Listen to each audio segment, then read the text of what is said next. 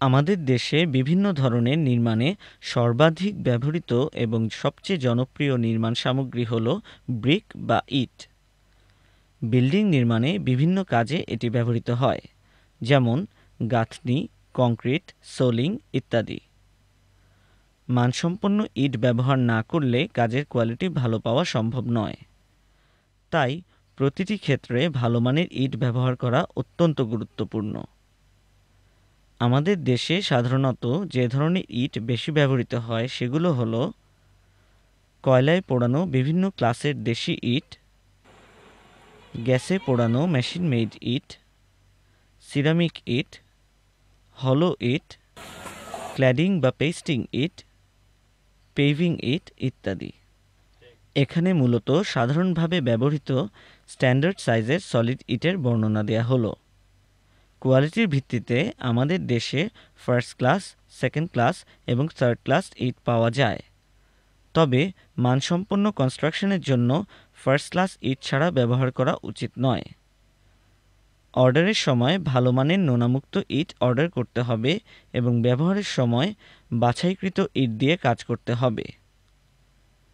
First class ইটের যে সমস্ত গুণাবলী থাকতে হবে তা হলো: ইটের সাইজ ৯.৫ ইঞ্চি বাই ৪.৫ ইঞ্চি বাই ৩.৫ ইঞ্চি হতে হবে।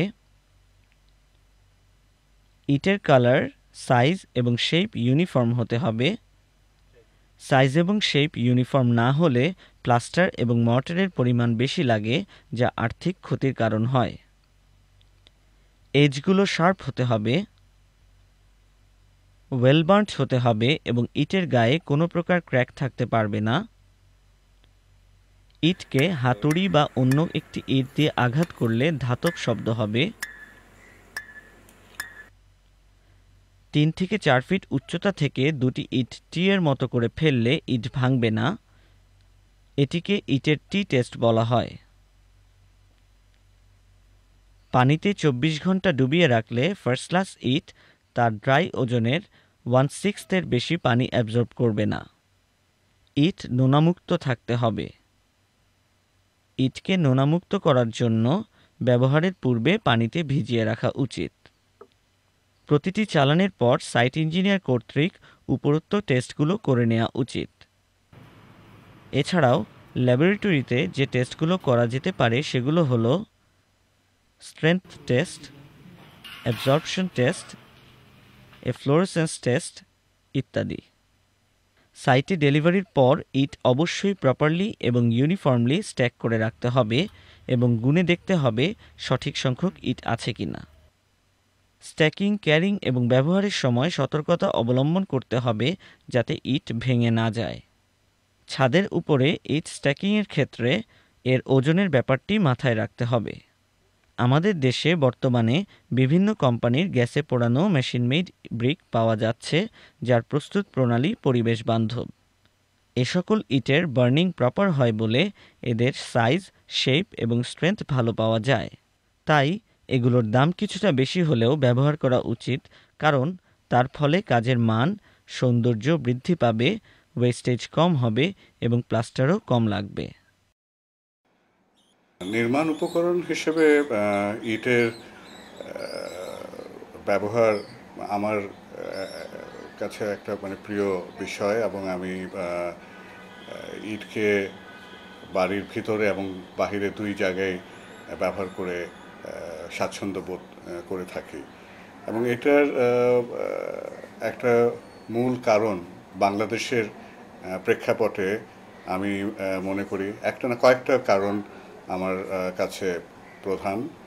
একটা হলো যে ইট বাংলাদেশে একটা সহজলভ্য নির্মাণ উপকরণ, খুব সহজেই পাওয়া যায়। বাংলাদেশের মাটি ইট তৈরির জন্য একদম পারফেক্ট যেটা বলা চলে, সেই ধরনের মাটি আমরা পেয়ে থাকি। এবং আমরা হাজার হাজার বছর ধরে ইট ব্যবহার করে এসেছি আমাদের স্থাপত্য কর্মে। আমাদের সেই প্রাচীন স্থাপত্যকর্ম, মহাস্থানগড়, পাহাড়পুর, ময়নামতি, এখানে আমরা দেখি ইটের ব্যবহার, পরবর্তীতেও ইট ব্যবহৃত হয়ে আসছে। আধুনিক স্থাপত্য আমরা ইটের ব্যবহার বেশ দেখতে পাই। এবং 1947-এর পরে যখন বাংলাদেশে আধুনিক স্থাপত্যের যাত্রা শুরু হয়, স্থপতি মাজহারুল ইসলামের করা আর্ট কলেজ বিল্ডিং, যে বিল্ডিংটা, সেখানে আমরা প্রথম এই ধরনের এক্সপোজ ব্রিকওয়ার্কের সাথে পরিচিত হই। পরবর্তীতে স্থপতি লুই কানের করা জাতীয় সংসদ ভবন এবং শেরেবাংলা নগরের যে স্থাপত্য, সেখানেও আমরা এক্সপোজ ব্রিকের ব্যবহার দেখতে পাই। কিন্তু যেটা আমাদের এখানে দেখার ব্যাপার সেটা হলো যে এই ইটের কাজের, ইটের গাঁথুনির একটা গুণগত মান রক্ষা করা, এবং সেই গুণগত মান আপনার ইটের হবে যে মেটেরিয়াল, যেটা উপকরণ, আরেকটা হবে সেটা হলো যে কাজ করার যেই মান, দুটোই গুরুত্বপূর্ণ। আমরা উন্নত মানের ইট বলতে আমি বুঝি, এবং আমরা যারা ব্যবহার করে থাকি কাজ, একটা হলো ভালো পোড়ানোটা যাতে একদম যথাযথভাবে হওয়া উচিত, এর আকার এবং মাপ সঠিক হতে হবে। এরপরে নির্মাণ উপকরণ ছাড়া সেটা হলো যে যথাযথ নির্মাণ করা, এবং সেই নির্মাণ করার ব্যাপারে আমাদেরকে যারা এই রাজমিস্ত্রি, যারা ইটের কাজ করবে, তাদের অভিজ্ঞতা, তারা প্রপারলি যেইভাবে ইটগুলো বসানোর কথা, বিছানোর কথা, যেই গ্যাপ রাখার কথা, এগুলো সব সঠিকভাবে করতে হবে।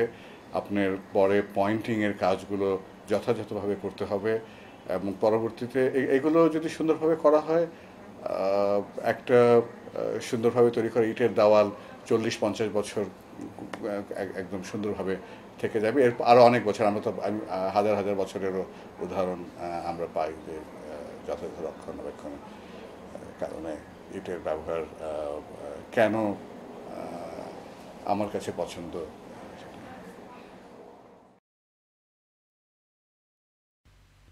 আমাদের দেশে কোনো কোনো সাইটে কোর্স অ্যাগ্রিগেট হিসেবে ইটের খোয়া ব্যবহৃত হয়ে থাকে, তবে সেক্ষেত্রে ভালো মানের খোয়া ব্যবহার করা আবশ্যক। কিন্তু খোয়া ব্যবহার করে খুব বেশি স্ট্রেংথ এবং ডিউরেবিলিটির কংক্রিট প্রস্তুত করা সম্ভব না বিধায় ইম্পর্ট্যান্ট স্ট্রাকচারাল মেম্বারে খোয়া ব্যবহার না করাই ভালো। বিশেষ করে খোয়া ব্যবহৃত কংক্রিটের পোরোসিটি বেশি থাকে, তাই স্যালাইন এরিয়াতে এবং ফাউন্ডেশনের ক্ষেত্রে খোয়া ব্যবহার করা উচিত নয়। খোয়া বানানোর জন্য সাধারণত দেশি পিকেট ইট ব্যবহৃত হয়। ডেফিনিশন অনুযায়ী পিকেট ইট হল ওভারবার্ন্ট বাঁকানো ইট, যার শেপ কিছুটা খারাপ হলেও স্ট্রেংথ বেশি, কিন্তু এটি কখনোই ঝামা হওয়া উচিত নয়। ঝামা ইটের পোরোসিটি বেশি থাকে বিধায় এতে কংক্রিটের ডিউরেবিলিটি হ্রাস পায়, তাই সলিড পিকেট ইট বেছে তা দিয়ে খোয়া বানানো উচিত। এছাড়া ভালো মানের মেশিন মেড ইট দিয়েও খোয়া বানানো যেতে পারে। ভালো মানের খোয়ার যেসব গুণাবলী থাকতে হবে সেগুলো হলো: ওজনে হালকা হওয়া যাবে না, খোয়াগুলো ওয়েল গ্রেডেড হতে হবে, খোয়াগুলোর এজ শার্প হতে হবে, এবং ফ্লেকি বা ইলঙ্গেটেড পার্টিকেল থাকতে পারবে না। সাইটে কতগুলো ফিল্ড টেস্ট করার মাধ্যমে খোয়ার কোয়ালিটি বোঝা যেতে পারে। কতগুলো খোয়া হাতে নিয়ে ঘষলে তা থেকে অধিক পরিমাণে গুঁড়া লেগে থাকবে না, খোয়া ধোয়া পানি অধিক লাল বর্ণের হবে না, খোয়া দিয়ে কোনো দেয়ালে দাগ কাটলে লাল দাগ পড়বে না। বর্তমানে আমাদের দেশে হাতে ভাঙার পাশাপাশি মেশিনেও খোয়া ভাঙা হয়, তবে মেশিনে খোয়া ভাঙার ক্ষেত্রে শব্দ দূষণের ব্যাপারটি মাথায় রাখতে হবে এবং খোয়ার গ্রেডেশন সঠিক রাখতে হবে। অন্যদিকে হাতে ভাঙার সময় শ্রমিকদের হাতে গ্লাভস পরে নেওয়া আবশ্যক এবং সাইজ শেপ সঠিকভাবে মেনটেন করতে হবে। ব্যবহারের পূর্বে খোয়াগুলো অবশ্যই 3/16 ইঞ্চ চালনি দিয়ে চেলে মিহি দানাগুলো বাদ দিতে হবে এবং ঢালাইয়ের পূর্বে ভালোভাবে পানি দিয়ে ভিজিয়ে নিতে হবে যেন খোয়াগুলো এসএসডি কন্ডিশনে থাকে। না হলে শুকনো খোয়া কংক্রিট থেকে পানি শুষে নিবে, যা কংক্রিটের জন্য অত্যন্ত ক্ষতিকর। পিডব্লিউডি শিডিউল অনুযায়ী 100 সিএফটি খোয়া বানানোর জন্য 890টি ইট প্রয়োজন হয়, তবে প্র্যাকটিক্যালি দেখা যায় যে 900 থেকে 1000টি ইট লেগে যায়। একটি ব্যাপার মনে রাখতে হবে যে ভালো মানের পিকেট থেকে অধিক পরিমাণে খোয়া পাওয়া যায়, তাই কম মূল্যের নিম্নমানের পিকেট থেকে খোয়া তৈরি করলে তা আর্থিকভাবে সাশ্রয় হয় না। ভাঙার পর খোয়াগুলোকে প্রপারলি স্ট্যাক করে রাখতে হবে যেন তা কোনো ফরেন পার্টিকেলের সাথে মিশ্রিত হয়ে না যায়। বাংলাদেশের সর্বত্র ব্রিক চিপস কোর্স অ্যাগ্রিগেট হিসাবে কংক্রিট তৈরি করার জন্য ব্যবহার হয়। তো সাধারণভাবে গ্রামেগঞ্জে যে ব্রিক পাওয়া যায় তার স্ট্রেংথ যেটা দরকার, যেমন আর্থকোয়েক জোন 3 এখানে মিনিমাম 3000 পিএসের কংক্রিট দরকার। অনেক সময় ব্রিক চিপস দেওয়া এবং বর্তমানে যে সিমেন্ট বাজারে আছে সেটা যদি মিক্স ডিজাইন না করে তৈরি করা হয় তাহলে এই 3000 পিএসের স্ট্রেংথ গেইন করা আসলে খুবই কষ্টকর। তো ব্রিক চিপস ব্যবহারের সবচেয়ে বড় প্রতিবন্ধকতা সেটা হলো ব্রিকের অ্যাবজর্পশন অত্যন্ত বেশি। অ্যাবজর্পশন বেশি হওয়ার কারণে সে রেইনফোর্সমেন্টের কাছাকাছি থাকে, যে চিপসগুলো সেখান থেকে পানি যেটা ময়শ্চার কন্টেন্ট থাকে তাতে স্টিলের করশনটা সে বাড়িয়ে দেয়। 2 নম্বর হচ্ছে যেমন সমুদ্র উপকূলে যদি ব্রিক ফিল্ড হয় সেখানে লবণটা ব্রিক তৈরির ম্যাটেরিয়ালের ভিতরে থেকে যায় এবং ওই সমস্ত অঞ্চলে এই ব্রিক চিপসের কংক্রিট ব্যবহারের ফলে কংক্রিটের যে রেইনফোর্সমেন্টের করশনটা অত্যন্ত ত্বরান্বিত হয় এবং এটা নষ্ট হয়ে যায়। আর এমনিতেও যে স্ট্রাকচারগুলো ইম্পর্টেন্ট স্ট্রাকচার এবং টল স্ট্রাকচার সেই সমস্ত ক্ষেত্রে ব্রিক চিপসটা ব্যবহার করার কোনো কারণ করা যায় না, কারণ এখানে স্ট্রেংথ লেভেল সেটা ব্রিক দিয়ে পাওয়া খুব কঠিন। আরেকটা জিনিস হল যে ব্রিক চিপসের ক্রিপ ভ্যালু সেটা লং টাইম এফেক্টে এটা বেশি। আর ব্রিক চিপসের যে ডেন্সিটি, অ্যাবজর্পশন, তারপর তার স্ট্রেংথ, এটা পাওয়ার জন্য যে ব্রিকগুলো বাছাই করা পিকজাম আমরা যেটা বলি সেটাও একটা কষ্টসাধ্য ব্যাপার, মানে শর্টিং না করলে এই জিনিসগুলি পাওয়া সম্ভব না। ব্রিক চিপস যেহেতু এটার থেকে সরাসরি তৈরি হয়, এক্ষেত্রে ব্রিক তৈরির জন্য যে ফুয়েল ব্যবহার করা হয় যেমন গাছপালা, তারপরে মোটা তেল যেটা হেভি অয়েল, এরপরে এই যে জিনিসগুলি পোড়ানো হয় তাতে করে পরিবেশের যে ভারসাম্য এটা নষ্ট হয় এবং কার্বন ডাইঅক্সাইড যেহেতু এটা পরিবেশে অ্যাড করে সেজন্য এটা একটা বিরাট হুমকি স্বরূপ। তো কাজেই ব্রিক চিপস ব্যবহার করার যে ইনডাইরেক্ট একটা ক্ষতিকর দিক সেটা হচ্ছে এই ফুয়েল জ্বালানি যেটা আমরা তৈরি করি।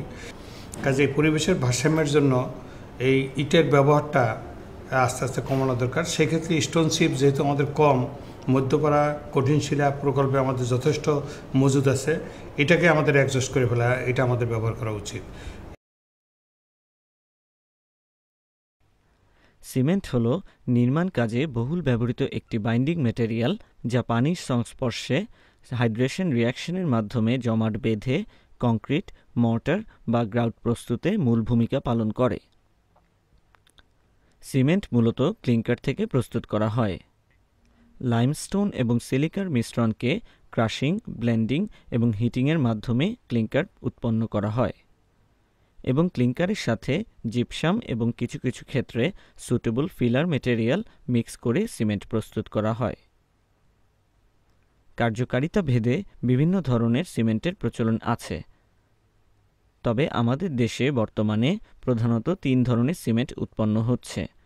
এগুলো হলো অর্ডিনারি পোর্টল্যান্ড সিমেন্ট বা ওপিসি, যা অ্যাপ্রক্সিমেটলি 95% ক্লিংকার এবং 5% জিপসাম মিক্স করে প্রস্তুত করা হয়। পোর্টল্যান্ড কম্পোজিট সিমেন্ট বা পিসিসি, যা অ্যাপ্রক্সিমেটলি 65 to 79% ক্লিংকার, 5% জিপসাম এবং বাকি অংশ ফ্লাই অ্যাশ বা স্ল্যাগ ইত্যাদি ফিলার মেটেরিয়াল মিক্স করে প্রস্তুত করা হয়। এবং পোর্টল্যান্ড লাইমস্টোন সিমেন্ট বা পিএলসি, যাতে ফিলার হিসেবে লাইমস্টোন ব্যবহৃত হয়। সিমেন্ট ব্যবহারের ক্ষেত্রে এর ব্যাগের উপরে উল্লেখিত স্পেসিফিকেশন সম্পর্কে স্বচ্ছ ধারণা থাকা দরকার। ব্যাগের উপরের এই প্রত্যেকটি লেখা সিমেন্টের ইনগ্রেডিয়েন্ট এবং প্রপার্টি নির্দেশ করে। 42.5 N অর্থ হল সিমেন্টের 28 দিনের কিউব টেস্টের স্ট্রেংথ 42.5 মেগাপ্যাসকেল হবে। ব্যবহারের পূর্বে BDS EN 196-1 এবং 197-1 অনুযায়ী সিমেন্ট টেস্ট করে নিতে হবে। টেস্টে প্রত্যাশিত রেজাল্ট না পেলে সেই সিমেন্ট ব্যবহার করা উচিত নয়। সিমেন্টের detailed specification BNBC, ACI, BS এবং EN কোডে বিস্তারিতভাবে উল্লেখ আছে, যা অবশ্যই ফলো করতে হবে। টেকসই নির্মাণে ভালো কোয়ালিটির সিমেন্ট ব্যবহারের কোনো বিকল্প নেই। তাই সিমেন্ট প্রকিউরমেন্টের সময় অবশ্যই ভালো কোম্পানির সিমেন্ট অর্ডার করতে হবে। ক্রয় করার সময় শুধুমাত্র বিচ্ছিন্ন কয়েকটি ভালো স্ট্রেংথের টেস্ট রেজাল্ট বিবেচনা না করে কনসিস্টেন্সির কথাও মনে রাখতে হবে। এখানে উল্লেখ্য যে দীর্ঘদিন ধরে পড়ে থাকা সিমেন্টের ব্যাগ কখনোই ক্রয় করা উচিত নয়। সাইটে সিমেন্ট রিসিভ করার সময় কতগুলো ব্যাপার খেয়াল রাখতে হবে। সেগুলো হলো ব্যাগের ওজন সঠিক আছে কিনা, ব্যাগগুলো ফ্রেশ কিনা, ব্যাগগুলো ইনট্যাক্ট আছে কিনা ইত্যাদি। সাইটে সিমেন্ট ডেলিভারির পর তা সঠিকভাবে স্ট্যাক করে রাখা অত্যন্ত গুরুত্বপূর্ণ। এজন্য যে সকল বিষয়গুলো খেয়াল রাখতে হবে সেগুলো হলো খোলা স্থানে সিমেন্ট স্ট্যাক করা যাবে না, সিমেন্টের ব্যাগগুলোকে সরাসরি মাটিতে না রেখে কাঠের পাটাতনের উপর স্ট্যাক করে রাখতে হবে। এক্ষেত্রে মাটির সাথে কাঠের মেঝের কমপক্ষে 1 ইঞ্চি দূরত্ব থাকতে হবে। এছাড়া ইটের সোলিংয়ের ওপর বাঁশ, চাটাই ও পলিথিন বিছিয়েও সিমেন্ট রাখা যেতে পারে।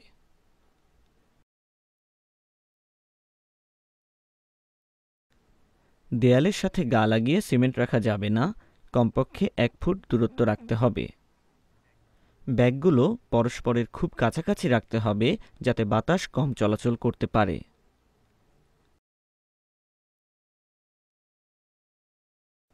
বর্ষার মৌসুমে অবশ্যই ব্যাগগুলো পলিথিন দিয়ে ঢেকে রাখতে হবে। সিমেন্টের প্রতিটি চালান এমনভাবে স্ট্যাক করতে হবে যাতে পূর্বের চালান পূর্বে ব্যবহার করা যায়। সর্বোচ্চ 7 থেকে 8 ফিট উচ্চতা পর্যন্ত ব্যাগ স্ট্যাক করে রাখা যাবে এবং উইডথ অফ স্ট্যাক 10 ফিটের বেশি হবে না। সিমেন্ট স্ট্যাকের ওজনের কথা বিবেচনা করে গ্রাউন্ড ফ্লোর ব্যতীত অন্য কোনো ফ্লোরে সিমেন্ট স্ট্যাক করতে হলে তা অবশ্যই ইঞ্জিনিয়ারের পরামর্শ অনুযায়ী করতে হবে। একটি ব্যাপার খুবই গুরুত্বপূর্ণ যে বেশি দিনের স্ট্যাক করা সিমেন্ট কখনোই ব্যবহার করা উচিত নয়, কারণ বেশি দিন সিমেন্ট স্ট্যাক করে রাখলে তা জমাট বেঁধে যায়। সাইটে প্রাথমিকভাবে সিমেন্টের কোয়ালিটি চেক করার জন্য যে সকল ফিল্ড টেস্ট করা যেতে পারে সেগুলো হলো সিমেন্টের মধ্যে হাত ঢুকিয়ে দিলে তা ঠান্ডা অনুভূত হবে, হাতে নিয়ে ঘষলে পাউডারের মতো অনুভূত হবে, খসখসে অনুভূত হলে বুঝতে হবে যে সিমেন্টের মান ভালো নয়, সিমেন্টের মধ্যে যেন কোনো ক্লট বা জমাট বাঁধা টুকরা না থাকে। কোনো ব্যাগে এরকম পাওয়া গেলে অবশ্যই সে ব্যাগের সিমেন্ট ফেলে দিতে হবে। কিছু সিমেন্ট পানিতে ছিটিয়ে দিলে যদি ভেসে থাকে তবে বুঝতে হবে যে সে সিমেন্টের মান ভালো নয়।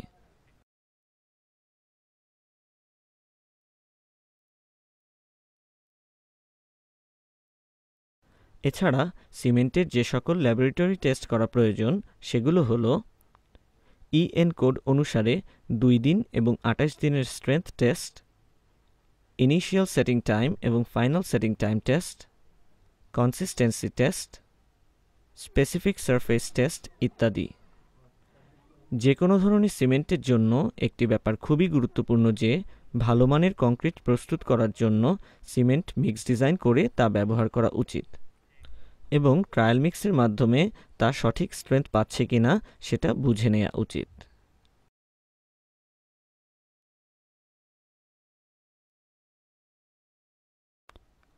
রিইনফোর্সমেন্ট ফ্যাব্রিকেশন বা রড বাইন্ডিং একটি আরসিসি স্ট্রাকচারের খুবই গুরুত্বপূর্ণ একটি অংশ।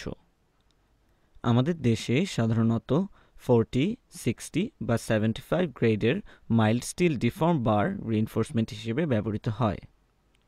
স্টিল ক্রয় করার ক্ষেত্রে ডিজাইন অনুসরণ করে প্রয়োজনীয় ইল্ড স্ট্রেংথ এবং ডায়ামিটারের রড অর্ডার করা উচিত। এক্ষেত্রে ভালো কোম্পানির রড ব্যবহার করা অত্যন্ত জরুরি। মনে রাখতে হবে যে কাজের মান যতই ভালো হোক না কেন মানসম্মত স্টিল ব্যবহার না করলে তা কখনোই কার্যকরী হবে না। স্টিল ক্রয়ের ক্ষেত্রে বিলেট হতে প্রস্তুতকৃত স্টিল কেনা উচিত।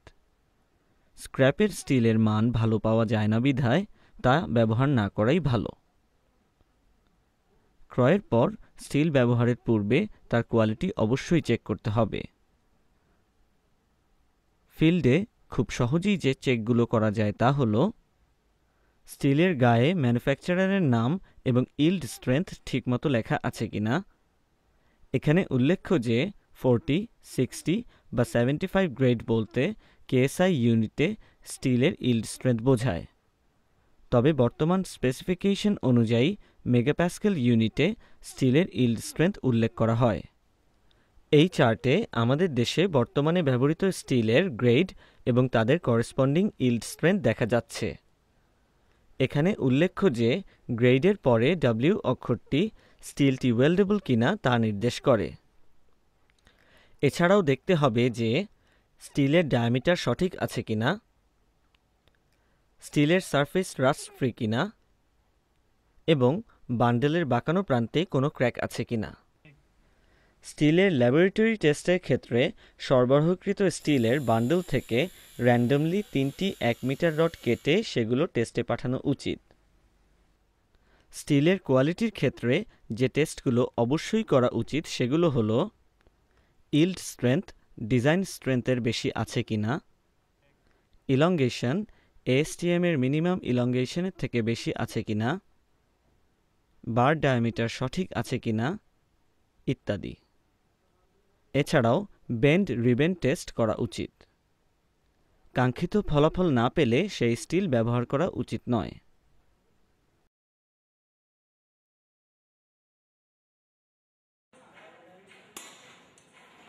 ডিজাইন দেখে সঠিক স্ট্রেংথ এবং ডায়ামিটারের ডিফর্ম বার বেছে নিয়ে সেগুলো সোজা করা হয়। ছোট সাইটের ক্ষেত্রে অনেক সময় রড সোজা করার জন্য পর্যাপ্ত জায়গা পাওয়া যায় না, সেক্ষেত্রে পার্শ্ববর্তী স্থানে তা করা যেতে পারে, তবে খেয়াল রাখতে হবে যে এই কাজটি যেন রাস্তা বা পারিপার্শ্বিক পরিবেশের স্বাভাবিক কার্যক্রমে বিঘ্ন সৃষ্টি না করে। বালি বহুল ব্যবহৃত একটি নির্মাণ সামগ্রী। কংক্রিট এবং মর্টারে ফাইন অ্যাগ্রিগেট হিসেবে এবং ফিলিংয়ের জন্য বিভিন্ন ধরনের বালি ব্যবহৃত হয়ে থাকে। বালির সাইজের ওপর ভিত্তি করে বিভিন্ন ধরনের বালি ব্যবহৃত হয়, যেমন coarse sand, medium sand, fine sand, ভিটি বালি ইত্যাদি। এগুলোর প্রত্যেকটি ভিন্ন ভিন্ন কাজে ব্যবহৃত হয়। বালির সাইজ নির্ণয় করা হয় এর ফাইননেস মডুলাস বা এফএম এর ভিত্তিতে। আমাদের দেশে সাধারণত 0.8 থেকে 3 এফএম এর বালি পাওয়া যায়। এগুলোর কোনটি কী কাজের উপযোগী তার চার্ট এখানে দেখা যাচ্ছে। স্যান্ড আগে যেমন যেটা কোয়ারিতে পাওয়া যেত ওটাকেই সরাসরি সাপ্লাই করে নিয়ে আসছে এবং বিল্ডিং ম্যাটেরিয়াল হিসেবে ব্যবহৃত। এখন এই স্যান্ডটাকেও আগে সিবিং করে এটার মধ্যে পিয়ার গ্রাভেলস টাইপের যেটা সেটা আগে আলাদা করে ফেলে, ফলে স্যান্ডের একটা পার্ট ইম্পর্টেন্ট পার্ট আমরা পাই না। এবং এটা স্যান্ডও এখন স্যান্ডের এফএম দেখা যায় যে 2.5 পাইতেই অনেক কষ্ট হয়। কাজে একটা নিয়ম আছে আমাদের এখানে, অলিখিত নিয়ম, সবাই করে কি ওই লোকাল স্যান্ড এবং coarse silt sand, coarse sand বলতে যেটা আমরা বলি, সেই জিনিসটা মিশিয়ে ব্যবহার করে। কিন্তু এটা সবার মনে রাখা উচিত যে এখন আর কোর্স অ্যাগ্রিগেট ফাইন অ্যাগ্রিগেট এই যেটা সিলেট স্যান্ড, এই কোর্স অ্যাগ্রিগেটের সাথে কোনো ক্রমেই কোর্স স্যান্ডের সাথে ফাইন স্যান্ড মিশানোর কোনো স্কোপ এখন আর নাই। কারণ এই দুইটা মিশাইলে আগে আমরা 2.5 পেতাম, এখন সিলেটের যে স্যান্ড, সুনামগঞ্জ স্যান্ড, সেটাই আমরা বাজারে যেটা পাওয়া যায় ওইটাই 2.5 পাওয়া যায় না, অনেক ক্ষেত্রে খুব কঠিন পাওয়া। বালি ব্যবহারের পূর্বে সিভ অ্যানালিসিস করে দেখে নেওয়া যেতে পারে যে তার এফএম স্পেসিফাইড রেঞ্জের ভিতর আছে কিনা। বালির মধ্যে অর্গ্যানিক মেটেরিয়ালস, সিল্ট বা অন্যান্য ফাইন মেটেরিয়ালস বেশি থাকা উচিত নয়। ব্যবহারের পূর্বে দেখে নিতে হবে বালিতে যেন কোনো ময়লা বা লবণ না থাকে। প্রয়োজন অনুসারে বালি চেলে এবং ধুয়ে ব্যবহার করা উচিত।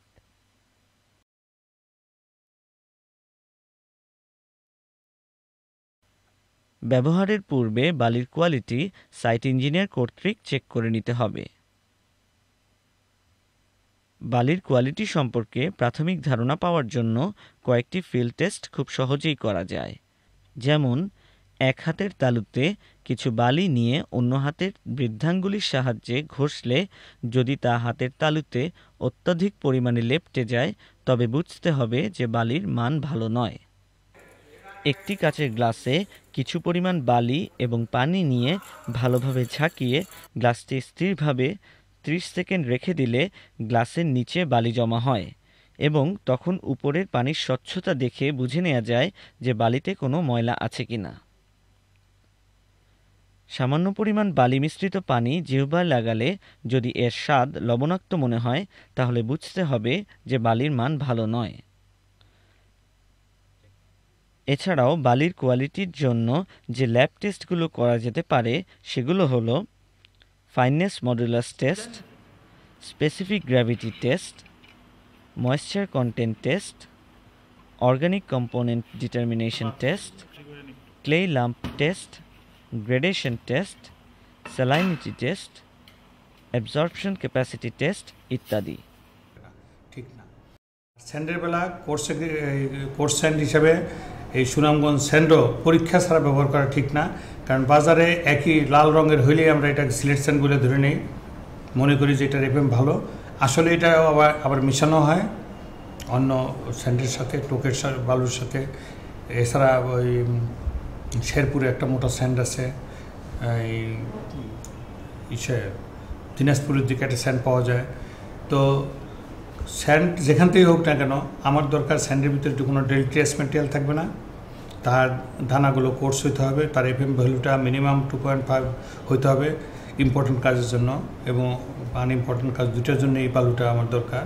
কারণ বালুর গ্রেন সাইজ যদি কমে যায় তাহলে তার সারফেস এরিয়া বেড়ে যাবে, সিমেন্ট ডিমান্ড বেড়ে যাবে, যেটা আমরা দিতে পারবো না এবং তখন স্ট্রেংথের উপরে অ্যাফেক্ট করবে। চালানকৃত বালি রিসিভ করার সময় সাইটে একটি ব্যাপার লক্ষ্য রাখতে হবে যে ভেজা বালির ভলিউম শুকনা বালির থেকে অনেক বেশি, তাই ভেজা বালি সাপ্লাই হলে তাতে আর্থিক ক্ষতি হয়। ডেলিভারির পর বালি সরাসরি মাটির ওপর না রেখে ইটের সোলিংয়ের ওপর রাখতে হবে এবং পলিথিন দিয়ে ঢেকে ইট চাপা দিয়ে রাখতে হবে। এর ফলে বালি অপচয় হবে না এবং পরিবেশ দূষণ হবে না।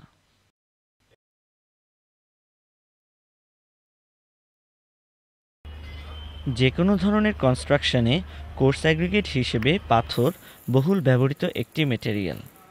আমাদের দেশে বিল্ডিং কনস্ট্রাকশনে সাধারণত ক্রাশ স্টোন এবং শিঙ্গলস ব্যবহৃত হয়।